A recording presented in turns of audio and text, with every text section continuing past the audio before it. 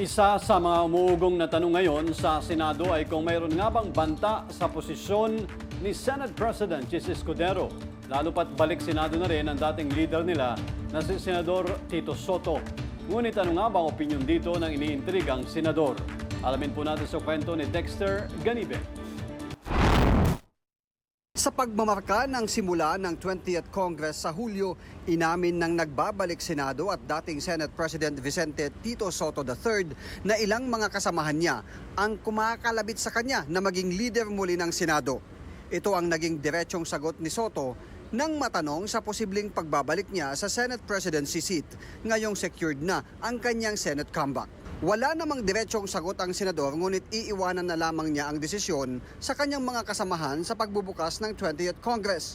Matatandaan na umupong Senate President si Soto mula Mayo ng 2018 hanggang sa katapusan ng kanyang termino ng June 2022. I would be lying if I said no. May mga kumakausap sa akin.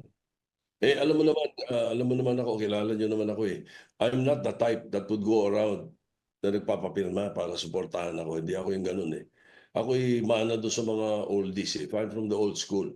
If they have the numbers, they want me to be Senate President, and I will accept. Samantala, sa kapihan sa Senado nitong Huwebes, pareho rin ang naging tono ni kasalukuyang Senate President Jesus Escudero ang kanyang kapalaran sa Senado. Sa pagbabahagi niya, ang majority pa rin raw ang magpapasya kung siya ay mananatili pa bilang leader ng Senado. Ang magpapasya ng Senate President kung mananatili man ako o iba ang uupo ay ang mayoriya ng Senado. Sang-ayon sa rules ng Senado, magpapatuloy ang Senate President kung hindi na-graduate katulad ng sitwasyon ngayon at mababago lamang yan kapag kami nagpresenta ng higit sa mayoriyang boto kapag nag-resume ang Senado. Ako si Dexter Ganibe para sa Kwentong Politiko.